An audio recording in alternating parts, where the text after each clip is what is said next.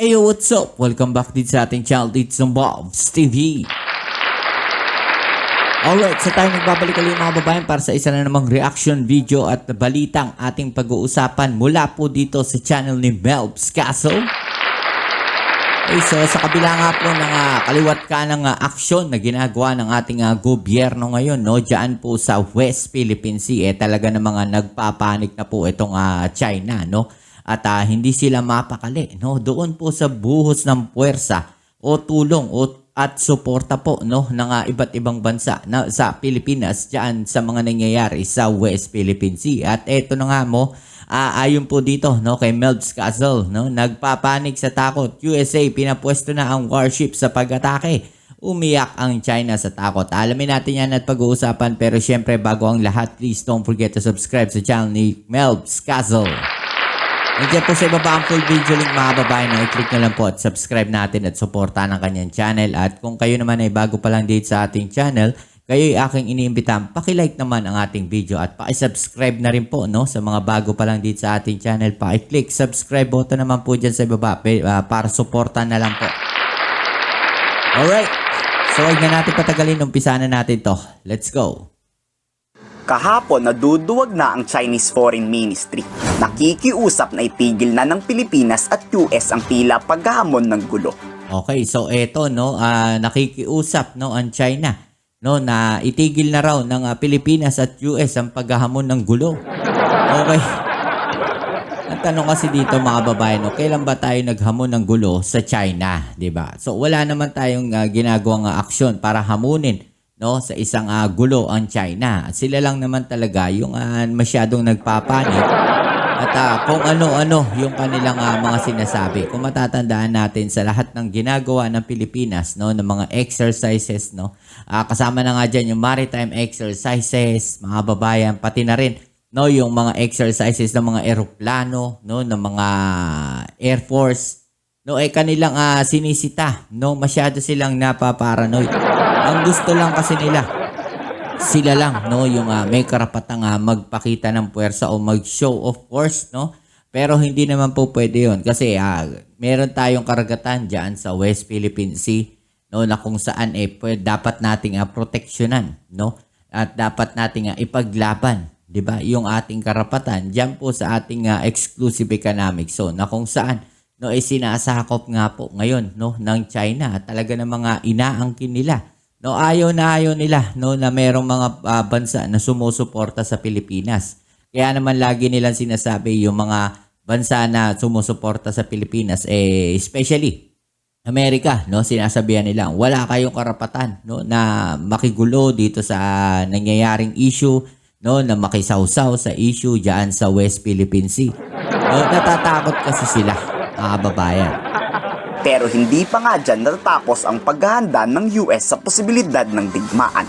Kasunod kasi ng live fire exercises at massive airstrike exercises ng F-22 Raptor, nagulat ang lahat nang may biglang sumulpot na dambuhalang attack submarine sa Philippine Rise. You know, mayroong attack submarine, no, ang Amerika sa Philippine Rise, mga kababayan, no. Maganda po 'yan, no.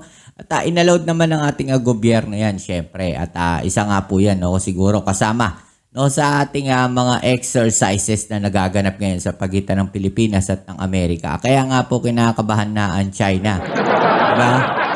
Yes, hindi lang dapat sa West Philippine Sea tayo naka-alerto. Dapat sa Philippine Rise din. Okay, so ito mga babayan, alam naman natin na napapaligiran tayo ng karagatan. Diba? So kaya yung territorial waters natin, dapat talaga, no, yung maritime security, pinaiigting natin, no, dun sa mga sakop natin na karagatan. Kagaya niyan, no, kung pababayaan na naman natin yung Philippine Rise, no, nung kamakailan lang, pinasok din niya ng China, mga kababayan, no. So, mahirap kasi baka mamaya makita natin na isang araw na lang, nandyan na silang lahat, no, sa Philippine Rise. At sasabihin nila, no, kami ang nakapag-explore sa amin tong Philippine Rise. So, magiging ano na yan, China Rise na yan, no, mga kababayan, China Rise na. Ganyan kasi ang ginagawa ng China, no? So, dapat talaga paigtingin natin yung ating security, maritime security sa lahat ng territorial waters ng Pilipinas. Nagmula nga sa Guam ang fast attack submarine na USS Asheville at magsasagawa raw ang taksab ng familiarization sa Philippine Sea. Yun. Alam So, familiarization, no, dyan sa Philippine Sea. Okay, especially, no, dyan po sa Philippine Rise na yan, mga kababayan, no. Kasi nga, no, nakaraan, no, nabalitaan natin na may mga barko ng China dyan. At tila sinasabi nga ng mga eksperto, no, na pinag-aaralan ng China yung terrain na yan, no, yung terrain sa ilalim, no. So, posible nga pumwesto dyan yung kanilang mga submarine, no. So, makikita natin ngayon, no, yung Amerika naman ang pumwesto, no, at pinag-aaralan na rin yung terrain diyan po sa Philippine Rise. At isa rin yan, no, sa kung saan posibleng maging line of defense po ng China na kung saan kailangan pong mabasag din ng Amerika. So, unahan po sa pagpwesto diyan, 'di ba? Imagine niyo, no, kasi manggagaling ang puwersa, no, ng mga European countries. Lahat 'yan, no, manggagaling dito sa kabilang side ng Pilipinas. Okay, so dito sa Pacific side ng Pilipinas. Diba? So, dyan yung first line of defense kaagad. No, ito po yung na-explain ko lang kasi ito yung mga posibilidad kung sakali, no, na magkagulo talaga. Okay, so dyan po pwesto agad ang China para ma-break agad, no, yung mga puwersa na tutulong sa Pilipinas para makapasok, no, dyan sa West Philippine Sea. Okay, so kailangan mapwestohan agad nila yan. At ngayon, nandyan na po ang submarine ng Amerika, no, at pinag-aaralan na rin yung terrain dyan, no, which is inalaw naman ngayon, no, ng ating gobyerno. Well, magandang depensa rin po natin yan. Okay? nyo na just in case na magkagera nga, alam kung saan to ipopwesto sa digmaan Yon. at kung saan to po pwedeng umatake laban sa kalaban. Walang live fire exercises na isinagawa. Pero kung nagpasabog po ng missile, iyak irereklamo na naman po ng Chinese Foreign Sigurado Ministry. yun. Hindi nyo ba napapansin? Pero wala silang karapatan, no? Kasi nasa Philippine Rise na yan, Kahit pa magpasabog ng missile yan dyan, no? Ng live fire, no? Wala naman silang karapatan na magreklamo, mga kababayan. Dumadami na ang deployment ng sasakyang pandigma ng US dahil kasi to sa nakaraang rotation and resupply mission. Hindi lang kasi China Coast Guard ang nandoon. Last time na rore natin, no, yung resupply mission natin, talaga nakapag-trigger po yun, mga kababayan. Dahil imagine ninyo, halos mawasak palubugin, no, yung Onaiza May 4 at tatlo, no, sa Philippine Navy talaga ang naging sugatan po doon. No, imagine ninyo yun. At isa yon, no, sa nakapag-trigger talaga, no, sa buong mundo ng galit din dito sa China. No, sa talagang maraming nagagalit ngayon sa ginawa na yon ng China. May nakatago rin at nakabantay na Chinese Navy warship. Dito anumang oras nga ay pwede tayong atakihin yan. Ano ang gagawin ng Pilipinas? Tutunganga na lang ba? Yun yung yun yung nagiging problema natin ngayon dyan, no, especially sa West Philippine Sea. Nakapwesto na, no, yung kanilang mga warship ng China. Okay, so kung mapapansin natin, wala pong halos nakapwestong mga warship dyan po sa side na yan ng Pilipinas, no? Dyan po sa West Philippine Sea. Hindi natin nakikita no, yung presence, no, ng Philippine Navy dyan. Kasi nakadeploy po yun sa iba't ibang parte, no, ng ating bansa. Okay? So siguro dapat meron tayong mga nakapwesto rin, no, na Philippine Navy dyan po sa part na yan. At every time na may mga resupply mission, ipakita natin, no, yung mga warship natin, di ba? Ipakita natin kung anong merong barko o anong klaseng barko. Meron din naman ang Philippine Navy na susuporta, no? Anytime kasi pwedeng magkagulo dyan, no, sa West Philippine Sea, especially ganyan yung nangyayari. 'Di ba? So anytime, no, dapat talaga may suporta sila ng Philippine Navy. Siyempre hindi. Kung naka-alerto raw ang China sa giyera, pues dapat masanda tayo sa kanila. Totoo yun. Well, I think the Chinese Navy has always been present. It's just that they stand in the background. I think even in the last incident, they were really also the backgrounds. Definitely it's a concern, of course, because we don't know what they're thinking about this. They're always, the point is that between us and them, they are been steadily increasing the number of vessels. Yeah, totoo yun, no? Pataas ng pataas at ng bilang, no, at parami ng parami.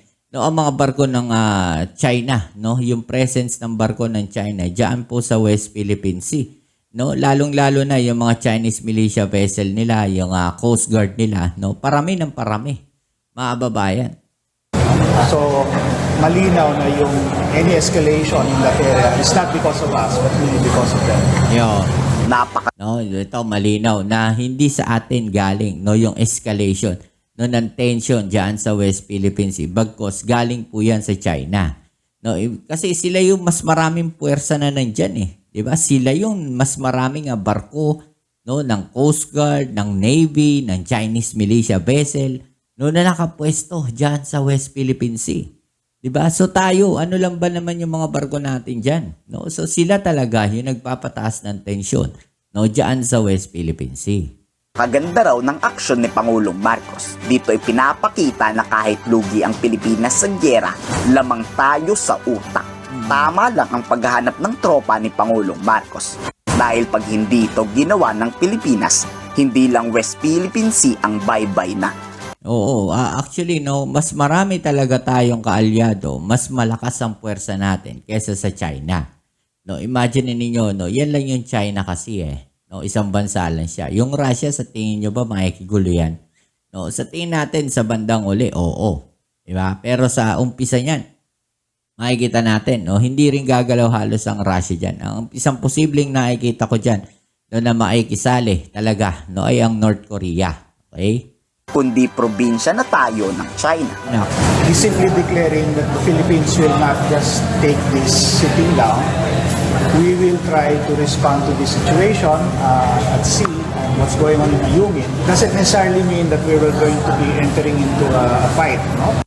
Countermeasures includes all possible diplomatic responses to any wrongful activity. So it can include everything from talking with your friends and allies to impose joint actions short of armed conflict actually. So it's not a signal that we will be heading into a fight. It's just a signal that we're not taking this sitting down. Sawa na nga ang Pilipinas sa puro protesta lang. Kung hindi madaan sa maayos na usapan noon, ngayon subukan natin sa persahan. Yan ang gusto ng China, di ba? Ang magkagulo. Yan ang ibibigay ngayon ni PBBM.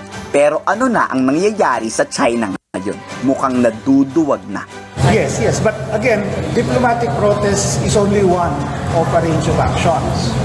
It also happens to be extremely necessary in this case because there has to be a record of what happened from our perspective as well as the legal position that we hold to as that arises. So even if we have to file 1,000 diplomatic protests, then we have to file 1,000. It's simply part of the it's part of the course. So the thing here is that this means that it's not just diplomatic protests that we will be looking at now. We can also start looking at other means, other ways of responding to this acts of China. Kayo, Alright, so yung mga babayan, no? Ayun, anong masasabi ninyo, no, dito sa mga aksyon na to ng ating gobyerno at ng ating mahal na Pangulong Bongbong Marcos. Okay, so i-comment down nyo dyan sa ibaba ang inyong mga opinion at atin yung pag-usapan, alright? So yan muli, maraming salamat sa lahat ng mga patuloy na nakasuporta dito sa ating channel at kung bago ka pa lang, please don't forget to subscribe, like, share at comment dyan sa comment section.